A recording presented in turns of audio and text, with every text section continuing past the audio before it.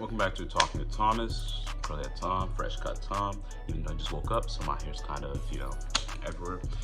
Um, Today's a serious topic. We're talking about cancel culture, the Me Too movement. Actually, we're not talking about cancel culture. We're just talking about the Me Too movement and like all these accusations and stuff like that. What I think about it and all that. So let's get into the video. All right. So in the first clip, we're talking about boundaries, talking about consent. Just know your boundaries, right? Like, don't overstep your boundaries. Don't go touching people that, they wouldn't want you touching them. Don't touch anyone without, don't touch anyone that, they wouldn't be comfortable with you touching them. Don't touch them in inappropriate places. Don't touch them. And I don't know where else you touch them, but like, don't touch them anywhere like that. Consent.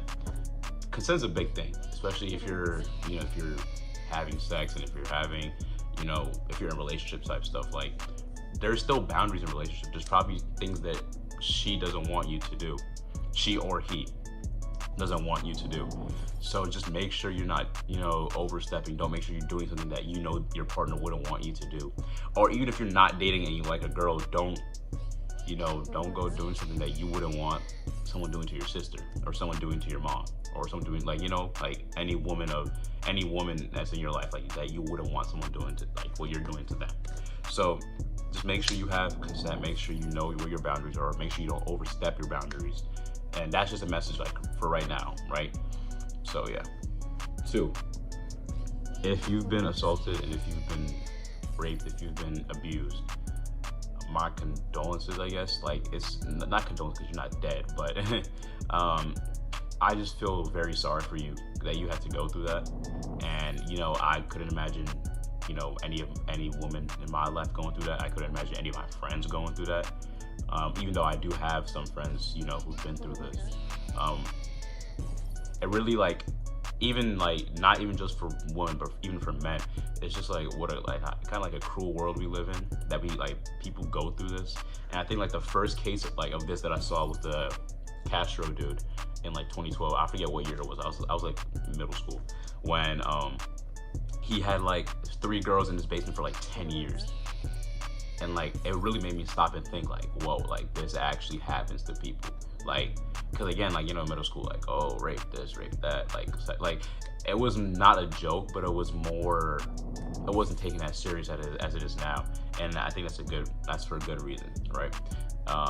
It really opened our eyes to like the severity of what rape and abuse and assault actually is. All right, so last thing, which was the fake rape accusations, fake abuse claims and stuff. I know Claire's dealing with a fake case right now. This white girl's. No, and I don't know what the hell. There was plenty of room for us to back out. I don't know what the problem is. Yep. I don't know, she's causing trouble. I know about her. I know about some stuff going on at Hayfield, I think, it's in Virginia. But here's what I'm gonna say: if you make a fake case, I just hope, like, I don't know, like, shame on you. Like, if you make a fake rape case, like, you should know that you're ruining someone's life. You shouldn't, like, I don't know what goes through these girls' minds when they think they can just ruin people's lives. Like Sean Oakman, if you ever seen that meme of, like, like the little coin toss thing, like, oh, what side you want? And he says, like, I want the ball. He's a dude, like the dude from Baylor who got 6 years in prison because this girl faked the rape case. And he was gonna be like the #1 overall draft pick in like 2015, and he couldn't do that because he went to jail. And thankfully now he's getting a chance to play in like the XFL and stuff like that. But still, like, that's like millions of dollars that he could have gotten that you just ruined. Like, you ruined his life for him. Like, and especially at our age, like let's say like a senior, about to be a senior in high school, you're about to ruin this kid's chance of getting into college. And stuff like that. Like, okay, for example, like what Sky Jackson's doing. I know she's not doing like the rape and like assault case, whatever, but she's doing the racist people at random schools. Like, she got the wrong person. Like, she got the wrong person. He got expelled from his school. His parents lost their jobs.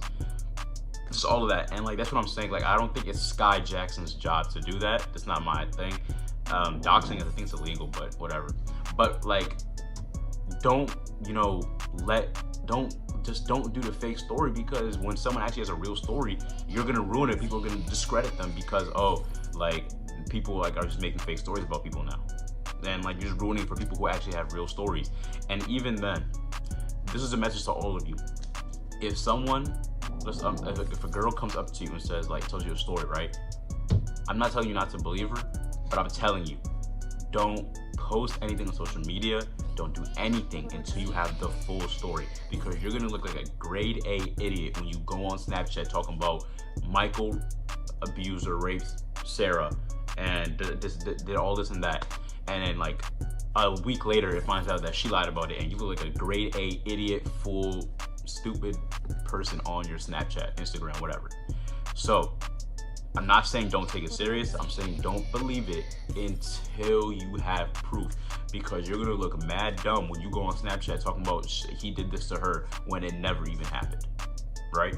So, especially for me, if you come up to me talking about this guy did this to me, like a girl comes to me saying that, I'm gonna take it serious. I'm gonna take your word for it. Like, but I'm gonna go get his story, right? When I say I'm gonna take your word for it, I'm gonna say, okay, I'm gonna assume what you're telling me is true. I'm gonna go talk to him first, because like you could be lying for all I know. I'm gonna go talk to him about it, see what he has to say, and then try and fit the pieces to the puzzle. Fit the pieces to the puzzle together and try and find a story. Try and find the whole thing, because I'm not gonna embarrass myself for you. Like, I'm not gonna go make myself look dumb because you told me a fake story. That's just my thing. And also, it's just like I'm not gonna ruin someone else's like life and like get him in trouble because you told me a fake story. That's just not how I roll. That's not what I'm about to do. Go